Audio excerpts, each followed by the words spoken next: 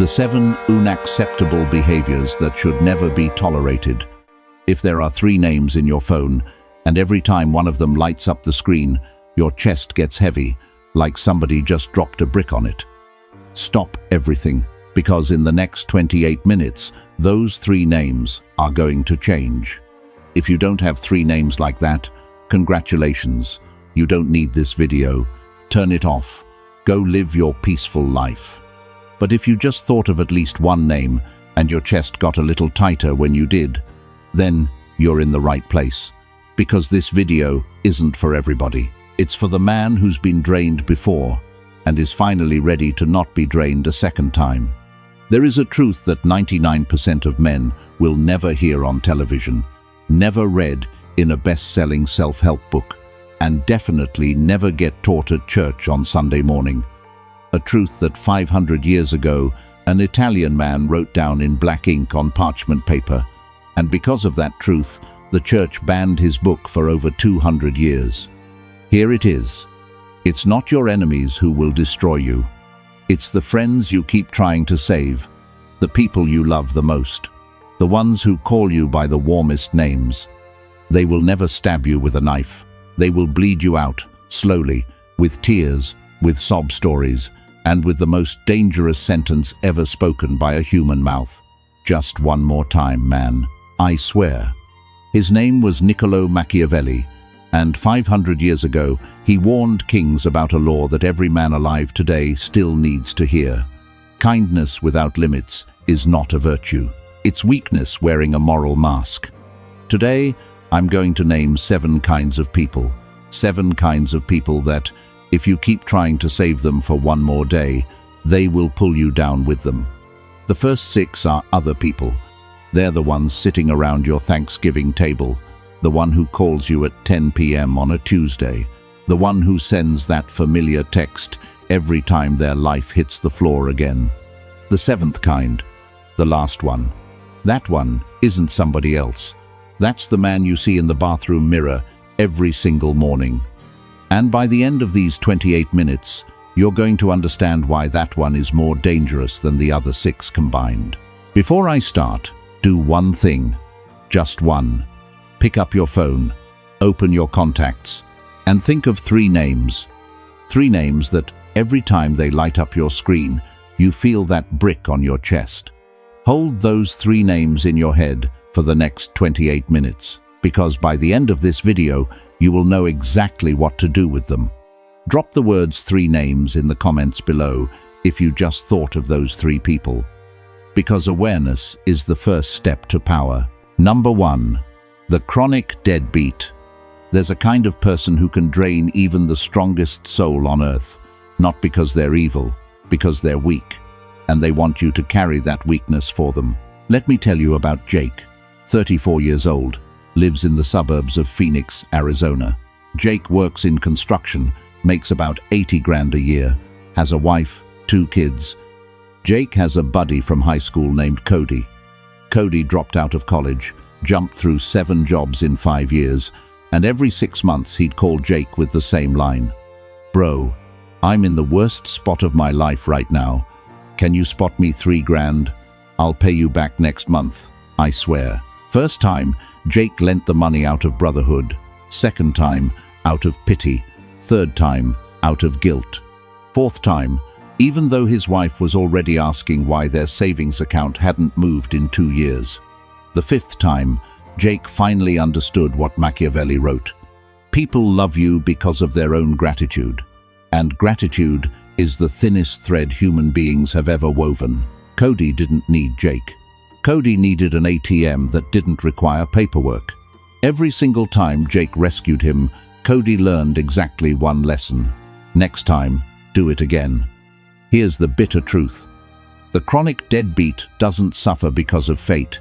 He suffers because of his own choices.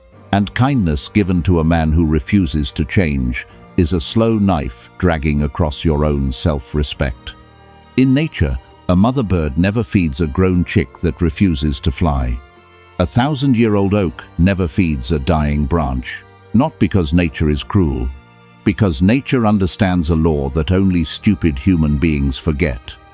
Order is protected by discipline, not by pity. The last time Cody called, Jake did the hardest thing he'd ever done. He said one sentence, "I trust you to figure it out, brother. Call me when you're back on your feet." And he hung up. 6 months later, Cody called back. For the first time in 12 years of friendship, Cody wasn't asking for money. Cody just said, "I got a job, man. Thanks for not bailing me out that last time." That right there.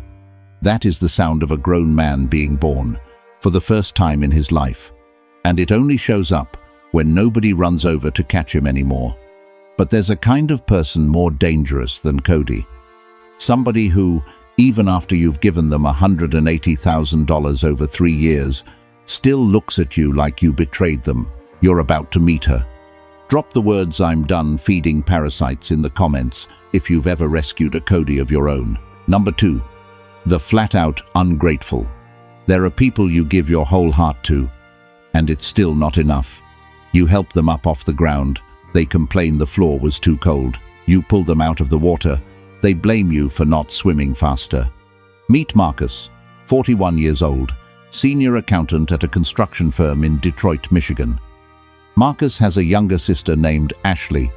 3 years ago, Ashley got divorced, lost her job, lost her place. Marcus took her into his 3-bedroom house. He paid the rent she should have been paying. He paid her car insurance. He paid the private school tuition for her 2 boys, just so they could go to a better school in a better neighborhood. Add it up, 36 grand a year. For 3 years straight, $108,000 of his own money. Last July, Marcus got promoted. He decided to buy his own place. So he told Ashley she had 6 months to find her own rental. 6 months, not move out tomorrow. 6 full months. Ashley didn't say thank you. Ashley didn't cry. Ashley looked her own brother in the eyes with a look Marcus is never going to forget. The look of a person who is 100% convinced she is being betrayed. And she said, "You're so selfish. I thought you were family." 3 years, $108,000. Wiped clean by one sentence. "I thought you were family." This is what Machiavelli observed 500 years ago. People forget kindness faster than they forget cruelty, because cruelty hurts. But kindness makes them feel indebted. And nobody likes feeling indebted. The ungrateful don't see kindness as a gift. They see it as an obligation. A grateful person knows a favor is voluntary. The ungrateful believe it's owed. You help them today, they smile. You stop tomorrow, they explode. Because in their head, you were never the person who saved them. You were just the temporary servant who finally walked off the job. Marcus didn't yell. Marcus didn't send some long email with all the receipts. Marcus just pulled back. He helped Ashley move out by the deadline. He said good luck at the door, short and clean. Then he stopped answering the midnight texts. He stopped sending money when her car broke down. He stopped being the invisible emergency fund of her life. 2 years later, Ashley sent Marcus exactly one line. "I'm sorry I didn't see you." That right there, that's the sound of a human being hitting the actual bottom for the first time in their life, and realizing the bottom is not the worst place. The bottom is where the truth finally arrives. But there's somebody worse than Ashley, a man you warned 3 times, with slides, with numbers, and he laughed in your face. Until the day he sat alone in an empty office, looked around, and saw nobody. That story is waiting for you right after this. Drop the words, "My silence is my power" in the comments if you ever fed an Ashley of your own. Number 3. The arrogant know-it-all. There are people who never need to be saved.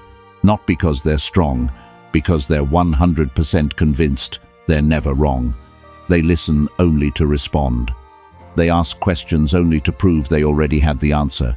And when you try to help, they look at you with that pitying smile, like you're the one who needs the lesson. I used to work with a guy named Bradley, 53 years old, CEO of a tech company in Austin, Texas. Bradley had 3 MBAs, 2 best-selling books on Amazon, and exactly 0 close friends. In 2019, Bradley's main partner, a man named Tom, started seeing the cracks. He saw the collapse coming in the expansion strategy. Tom sat down with Bradley 3 separate times. Tom prepared the slides. Tom brought the hard numbers. Every single time, Bradley smirked and said, "Tom, buddy, I've been in this game 20 years longer than you." September of 2020, the company lost $40 million, lost 60% of its workforce. Bradley filed for bankruptcy. The day he sat in that empty office for the last time, he looked around. There was nobody there. Tom had quietly walked away a year earlier. No warning email, no goodbye lunch. Tom just stopped showing up. This is what Machiavelli wrote. You cannot teach a man who already believes he knows. Every lesson becomes an insult. The arrogant don't learn through words, they learn through the collapse. The arrogant man is a fogged-up mirror. The harder you try to wipe it clean, the more it cracks. He'll call you jealous, disloyal, condescending, anything to avoid actually seeing himself. And when he falls, he won't blame himself. He'll blame the one person who tried to warn him. You don't need to hate him. You don't need to fight him. You just need to do what Tom did. Walk off the stage in silence. Because the arrogant man needs an audience. The moment you walk out, his show is over. And one day, not today, not next week, maybe 5 years from now, he's going to sit in the rubble of his own certainty. He won't remember the words you said. He'll remember the way you left. Bradley called Tom 2 years after the company collapsed. One text. "You were right. I'm sorry." Tom never replied. Not because he was angry, because Tom understood. Some lessons only land when nobody runs over to soften the blow. Remember this. Arrogance is just fear wearing a mask. The louder they talk, the weaker they are. The more confident they sound, the more terrified they actually are. You don't need to win the argument to keep your worth. Sometimes, walking off the stage is the loudest truth you'll ever speak. But there's a kind of person that even Machiavelli, the coldest mind in the history of philosophy, said outright, never save them, because they aren't victims of circumstance. They're the architects of the darkness. You're about to meet one of them. Drop the words "silence wins" in the comments if you ever warned a Bradley and got laughed at for it. Number 4. The calculated cruel. There is a kind of person Machiavelli would never save. Not because they're stupid, because they know exactly what they're doing, and they keep doing it anyway. In Machiavelli's world, ignorance can be forgiven, but cruelty with intent, never. Because it's no longer a mistake. It's a choice that gets repeated, calculated, controlled. Meet David, 44 years old, lives in Chicago, Illinois, works in finance. David had a best friend named Ryan for 15 years. Ryan stood at David's wedding. Ryan was right next to David when David's father died of lung cancer. Ryan got the keys to David's lake house on Lake Michigan, free, 3 summers in a row. In 2022, David asked Ryan to introduce him to a potential client. Ryan did. The deal closed. David made 80 grand in commission. 1 month later, David found out that Ryan had quietly redirected that same client to a competing firm and was collecting a separate commission from the other side. David confronted him. Ryan cried. Ryan apologized. Ryan swore it was just a moment of weakness. "You know how rough things have been for me, brother." David forgave him. 6 months later, Ryan did the exact same thing. With a bigger client this time, David lost $220,000. Here is the truth Machiavelli understood, but kind people never want to believe. Evil isn't chaotic. Evil is discipline without a conscience. Truly cruel people don't feel remorse. They only feel regret when they get caught. They aren't looking for forgiveness. They're looking for cover. And the people who keep forgiving them become the silent gatekeepers of the darkness. When you help a cruel person, you're not doing a good deed. You're feeding the fire oxygen. They will use everything you give: trust, time, pity, as fuel to wound somebody else later. Look at history. Every empire that fell had the same flaw. Evil isn't destroyed from the outside, it's protected from the inside. Protected by soft-hearted people who believed they were saving someone. And evil never dies. It just changes its costume. It puts on the cloak of pity. It wears the mask of one more chance. David did the most ruthless thing a kind man can do. He didn't sue. He didn't yell. He didn't post about Ryan online. David just unplugged Ryan from his life. The way you unplug a ventilator. No goodbye, no reason, no closure. Because cruel people aren't afraid of your kindness. They're afraid of your awareness. The moment you see them clearly, you can't be moved by emotion anymore. You stop fearing the word cold. You stop needing to be called nice. And you become the one thing they can't reach. A good man with limits. Ryan is still out there. Somewhere. Still hunting for the next David. There will always be another David. But not you.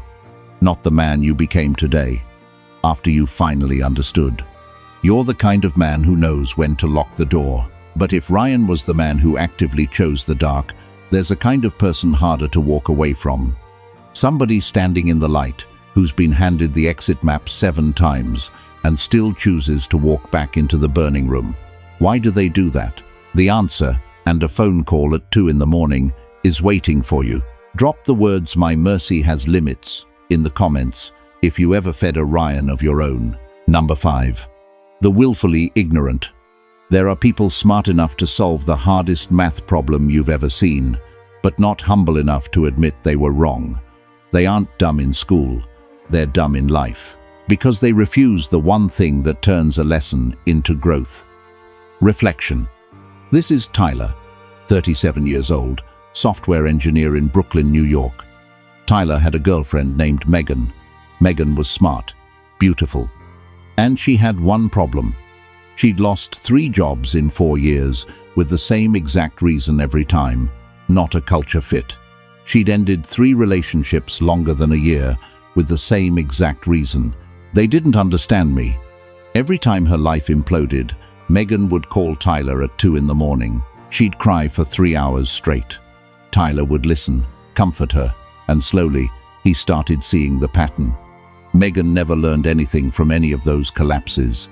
Every single time, the answer was always, the other people were wrong. Every time she walked into the next chapter of her life, you could predict the ending just by looking at her past. Tyler tried. He bought her psychology books. He offered to pay for therapy. He wrote her notes, things she could work on. Megan thanked him. Megan promised she'd change. And by Monday, she was right back in the same loop. Here's the key. The willfully ignorant don't start from a lack of information. They start from a refusal to feel pain. Every real life lesson requires one moment of facing yourself.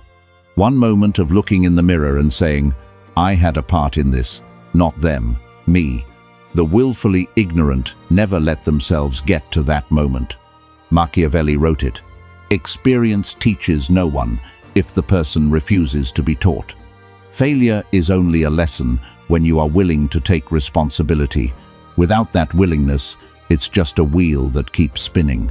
When you save a willfully ignorant person with sympathy, you are doing the worst thing you can possibly do. You're giving them a buffer, a reason to not feel the pain. Warm arms that say, hey, it's okay. Next time, it'll be different.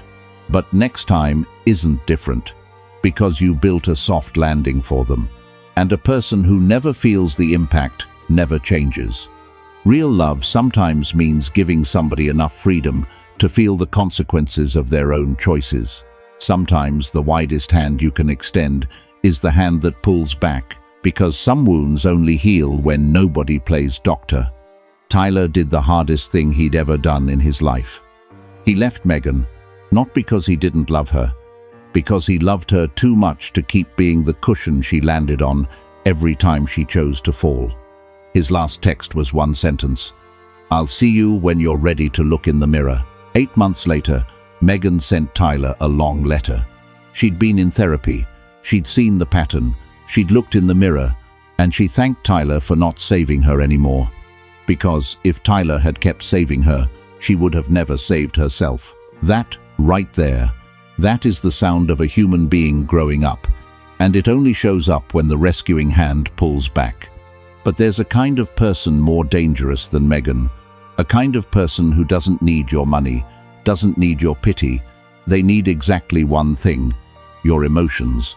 As the stage for their show, you're about to meet her. Drop the words "I choose to grow up" in the comments if you ever fed a Megan of your own. Number 6. The emotional manipulator. There is a kind of person who doesn't ask for your money, doesn't ask for your time. They ask for one thing only: to be the center. Every day, every moment, every decision you make. They don't stand beside you, they stand in front of you. And slowly, your whole life turns into the audience for the play they wrote, directed, and starred in. Meet Daniel, 44 years old, marketing director in San Diego, California. Daniel had been married to Brittany for 12 years. Brittany never hit him. Brittany never cheated on him.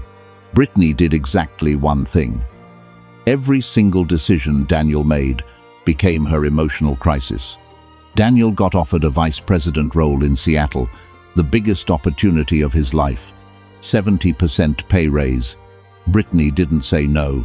She just started crying every night. She started saying things like, "If that's what you want, I'll try to live in a city where I don't know anybody." Daniel turned the promotion down. 3 months later, Brittany wanted to remodel the kitchen. Daniel said maybe in another 6 months. Brittany went silent for 3 days. Then she said, "I feel like you don't love me anymore." Daniel agreed to the remodel. That night, 26 grand. A year later, Daniel walked into a therapist's office because he couldn't sleep. The therapist asked him one question. "Do you remember the last time you made a decision without thinking about your wife's reaction first?" Daniel sat there for 60 seconds in silence. And then he realized he didn't remember. He didn't remember the last time he had made a decision that was actually his. That was 12 years. Slowly, quietly, no noise. A chain woven entirely out of tears. This is what Machiavelli warned about. There are forms of power that don't wear crowns, don't shout, don't threaten. That kind of power wears tears. The emotional manipulator isn't a weak person. They are the most strategic person in your life. They understand something most kind people never understand. Other people's emotions are a currency, and they are the bank. You cannot reason with them. Every truth you speak becomes a wound they reopen.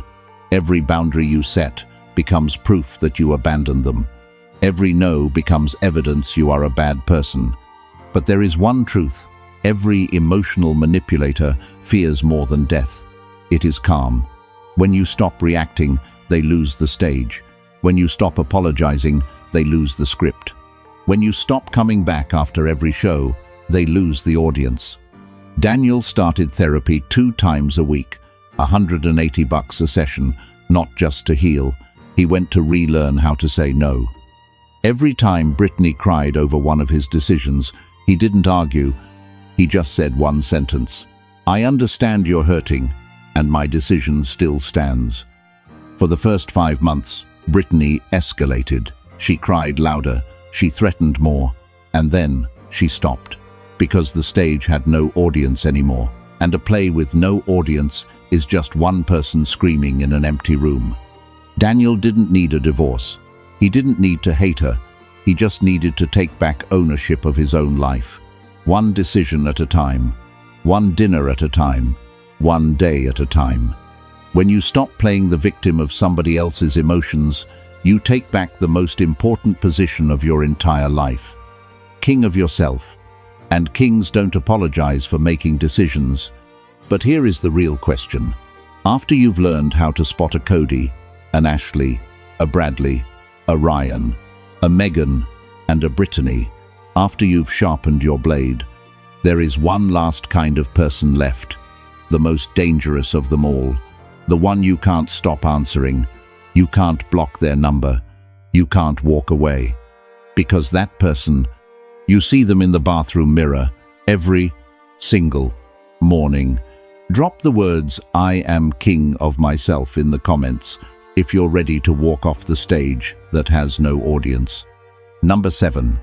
And this is the most dangerous one of them all.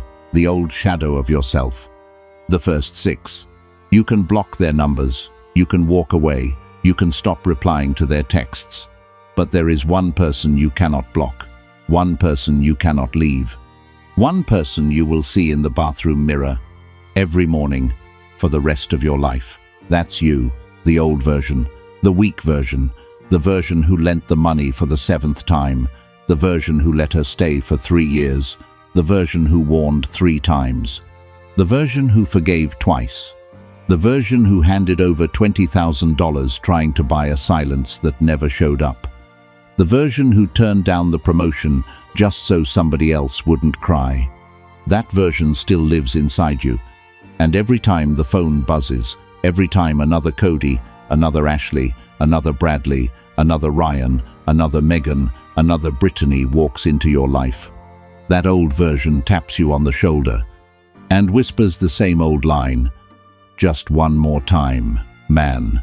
That is the most dangerous sentence ever spoken, because it's always one more time, and then one more time, and then one more time, until the day you look back and realize 20 years of your life have been bled out by the same excuse in different costumes. I just couldn't say no. Machiavelli wrote one sentence that, 500 years later, still cuts grown men deep. The most dangerous enemy of a king does not live in the castle across the valley. The most dangerous enemy of a king lives inside the king's own chest. It is the man he used to be, the man who was afraid of being hated, the man who needed to be loved, the man who traded his crown for a compliment. You too, me too. Every man who has ever been hurt, ever saved the wrong person, ever been bled out, has an old version sleeping inside him. That version isn't bad. That version was just at a stage you've already walked past. But the mission of a grown man is not to deny that old version. The mission is to never let that old version drive the car of your current life again. You thank him, he taught you, then you tell him, "From today forward, I drive."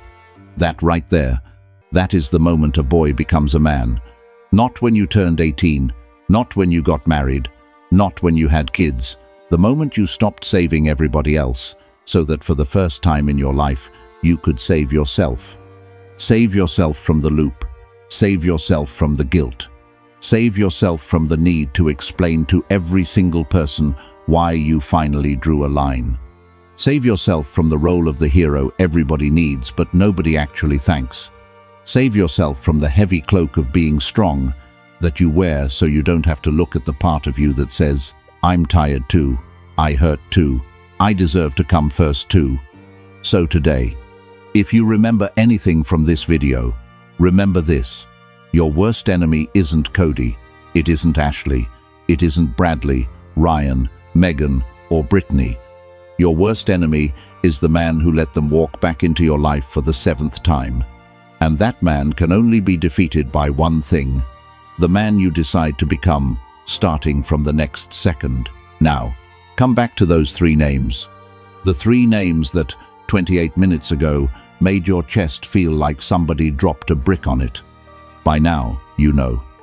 Each one of those 3 people falls into one of the first 6 categories: a Cody, an Ashley, a Bradley, a Ryan, a Megan, a Brittany. Maybe one of them is 2 of those overlapped on top of each other. Maybe one of them is your own blood. Maybe one of them has been by your side for 20 years. None of that matters. What matters is that you finally see clearly. And here is what I'm going to give you next. A 30-day plan. No philosophy, no metaphors. The exact things you do, starting from the next second. Tonight, before you go to bed, open a notebook, just a plain notebook. Write down those 3 names. Next to each name, write one of 3 words: save, keep, or release. Write it down once. Nobody is allowed to read it but you. The next 7 days, do not initiate. You don't text them first. You don't call. You don't check in. If they reach out, you respond short, polite, and you do not escalate. You observe. No judgment, no avoidance, just observation. Watch how they walk toward you, now that you're no longer the one running toward them, the 7 days after that. Practice the word no. Every single day, pick one small request you usually agree to out of guilt. A drink invitation you don't actually want to go to. A favor you don't actually have time for. An obligation you already know is going to drain you. Say no. No long explanation. No 4-time apology. Hey, thanks for thinking of me. I'm gonna sit this one out. Done. The last 14 days. Take action. With the people you marked release, you don't need a big conversation. You don't need a goodbye. You just need to stop. Stop running over to catch them when they fall. Stop answering the midnight texts. Stop lending the money. Stop rescuing. With the people you marked keep, you try again, but with a clear boundary this time. Once. Then watch. If they respect it, they stay. If they don't, they remove themselves. You don't have to kick anybody out. You just stop feeding them. Day 30. Sit down. Open the notebook back up. Write one sentence, the answer to this one question. Is the man I became in the last 30 days the man I want to be for the next 30 years? If the answer is yes, you're on the right road. If the answer is not yet, you know exactly what needs to change next. Now listen to me. I know what I just said. I know this is hard. I know some of you listening to this video are talking about your own brother, your own wife, your own father, your own mother. I'm not telling you to cut off your blood. I'm telling you to stop bleeding for them. Those are two completely different things. You can love somebody from a distance. You can pray for somebody without giving them the keys to your house. You can wish somebody peace without answering their text at 2 in the morning. That is not cruelty. That is grown man love. This video isn't for the man who wants to hear something easy. It's for the man who is finally tired of being drained by easy. For the father who wants to teach his son a lesson that isn't in any book. For the husband who wants to keep his family without losing himself in it. For the brother who wants to love his people without being eaten alive doing it. If that's you, welcome home. You're in the right place. I'm going to keep doing this. Every Monday.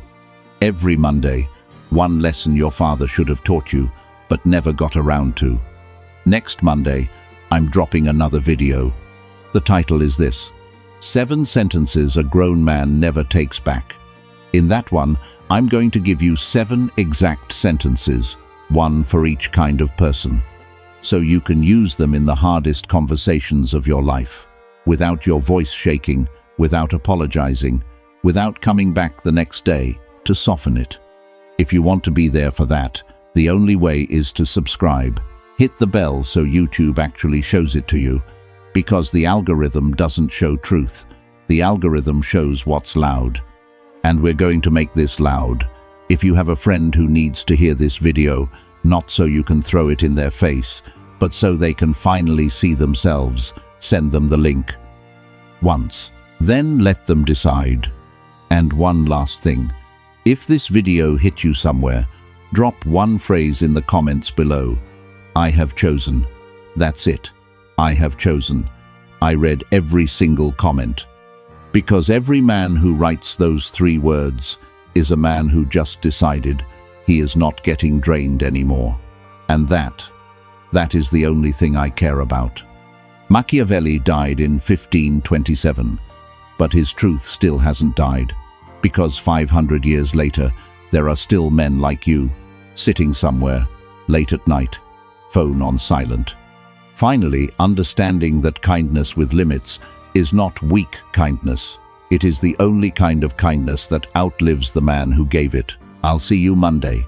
Stop saving the wrong people, and stop letting the old version of yourself drive the new version's car. You are king of yourself. Now go live like it.